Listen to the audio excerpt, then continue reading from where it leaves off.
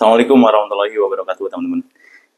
Idul Adha sebentar lagi, berarti hajat bersama untuk prosesi penyembelihan hewan kurban akan segera datang. Dan disinilah peran kita, kita maunya, sebagai panitia setahun sekali untuk memberdaya gunakan pisau-pisau yang kita miliki. Nah, pertanyaannya adalah, apa saja yang perlu kita bawa saat kita pengen membantu panitia Idul Kurban, kalau diizinkan panitia, teman-teman, atau kita bagian dari panitia. Kebetulan tiap tahun saya jadi bagian dari panitia. Nah, perlu bawa apa saja sih kita di sana? Tergantung dari kita ditempatkan oleh panitia di pos mana atau bagian apa, supaya tepat apa yang mau kita bawa. Kalau sekedar kalau biasanya kan ada beberapa grup ya, ada eksekutor, ada yang tim ngulitin, ada yang tim cacah-cacah besar, ada yang tim motong-motong daging, ada yang boning ya, jadi daging itu dikorek-korek sehingga diambil dagingnya, dipisahin dari tulangnya, itu boning. Ada tim distribusi, tim jerohan, dan sebagainya. Makanya tergantung kita itu biasanya ditempatin di mana. Kalau di pelosok kamu udah tahu tuh, ini spesialisasinya mengulitin kambing, ya ini siapa itu udah clear sih. Kalau di kota-kota tergantung, kayak di perumahan gitu, tergantung mana yang mau kerja tuh. Ada yang tim kerja, ada yang tim menyuruh kerja. Jadi kita senang bantu-bantu, mau ditempatin di mana aja harusnya nggak ada masalah. Nah, kalau kita lebih dominan, senang kita mengajukan diri untuk menjadi tim eksekutor atau penyembelihan, meskipun biasanya ya sudah ada tim jagal khusus yang profesional ya, tapi biasanya rata-rata tetap ada sih yang memang boleh. Kayak dulu di tempat saya tinggal itu dulu oleh tim jagal yang kita sewa, tapi lama-lama kesini udah ada banyak yang bisa untuk menyembelih sendiri. Nah, minimal kalau kita tim penyembelih, kita harus nyiapin pisau khusus buat sembelihan. Karena pisau khusus buat sembelihan itu jangan sampai dipinjem-pinjemin, teman-teman. Harus teman-teman bawa sendiri. Kalau bisa diasah tajam maksimal, teman-teman bisa asah sendiri, itu lebih top lagi. Dan sebisa mungkin lebih dari satu ya buat jaga-jaga. Jadi memang harus kita siapin pisau. Dan saran saya kalau teman-teman memang sebagai eksekutor untuk menyembelih hewan kurban, jangan ikut bantu ngerubuhin, kemudian ngulitin, apalagi nyacah dan sebagainya. Itu tenaganya nanti habis, teman-teman.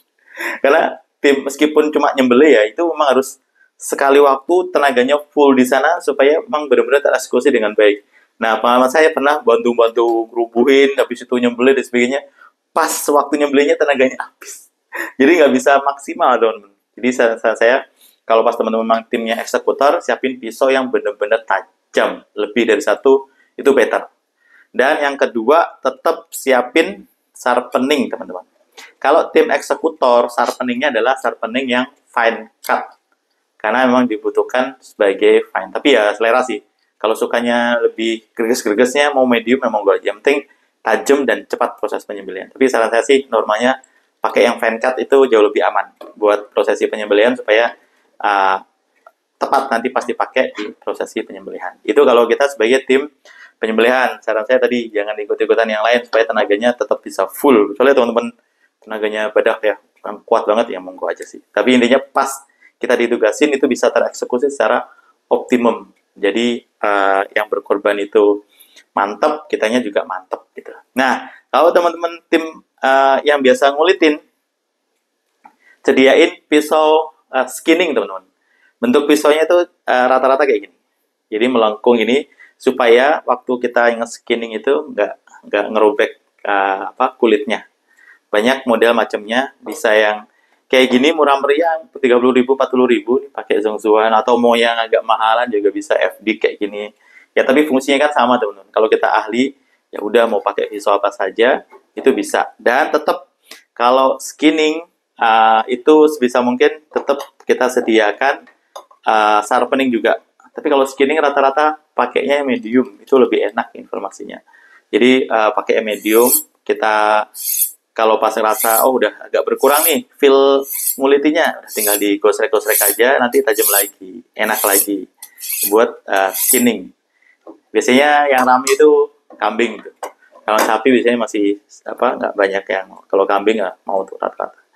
Nah kalau teman-teman tetap ya, skinning pisau kalau nggak ada ini ya suka-suka teman-teman pakai pisau kecil yang nyaman ya monggo-monggo aja buat ngulitin.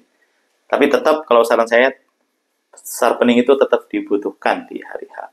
Kalau teman-teman biasa boning tuh nanti dapat bongkahan gede daging sapi mungkin paha dan sebagainya dikasih panitia ini minta tolong diboning ya. Kita misahin dagingnya tuh dari boning atau dari bone atau tulang.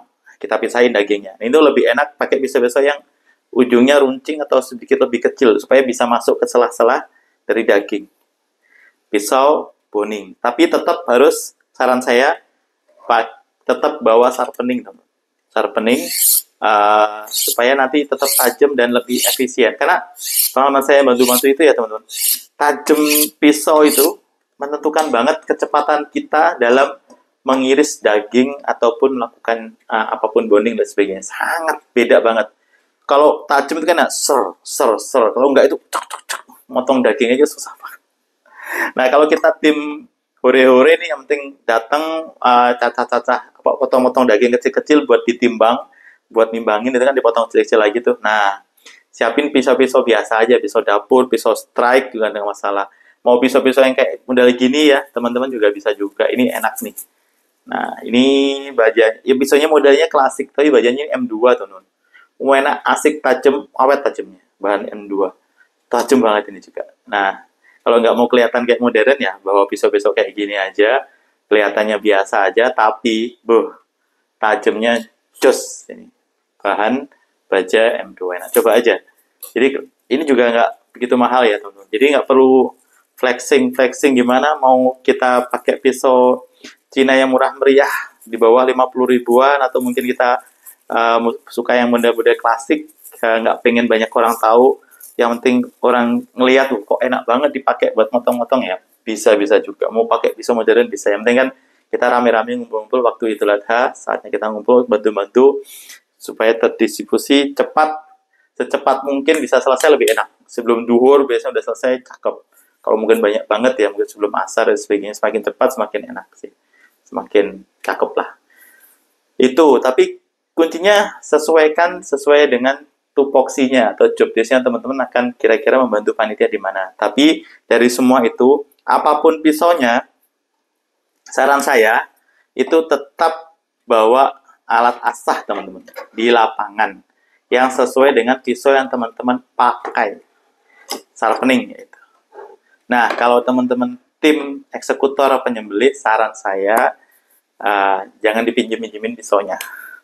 Karena nggak semua orang paham atau itu pisau. Even saya bawa banyak boning, datang-datang juga banyak kegombal-gombal. Pisau boning ternyata dipakai buat mukul-mukul tulang ya, hancur tuh.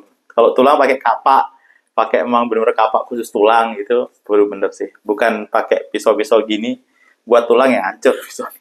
Saya beberapa pisau hancur, bukan hancur, gompal-gompal gitu, ciping-ciping karena ya dipakai. Tapi ya nggak apa-apa. Untungnya emang saya pinjemin kan pisau-pisau yang made in China ya, emang masih murah meriah sih. Tapi masih, kalaupun kayak gitu nggak ada masalah. Balik lagi saya tinggal perbaikin, nggak ada masalah. Tapi saran saya apapun pisaunya tetap bawa alat asahnya. Mau batu, mau sharpening atau apapun itu tetap bawa alat asah. Karena itu kuncinya. Secepat-cepatnya sebuah mobil apapun itu mereknya, semakin cepat melaju harus kuat juga pengerimannya. Setajam-tajamnya pisau kalau sudah dipakai maka dia butuh ditajamkan ulang lagi, yaitu dengan alat asah baik sharpening maupun batu asah. Demikian teman-teman, sharing aja ngobrol-ngobrol malam-malam, semoga ada manfaatnya. Assalamualaikum warahmatullahi wabarakatuh.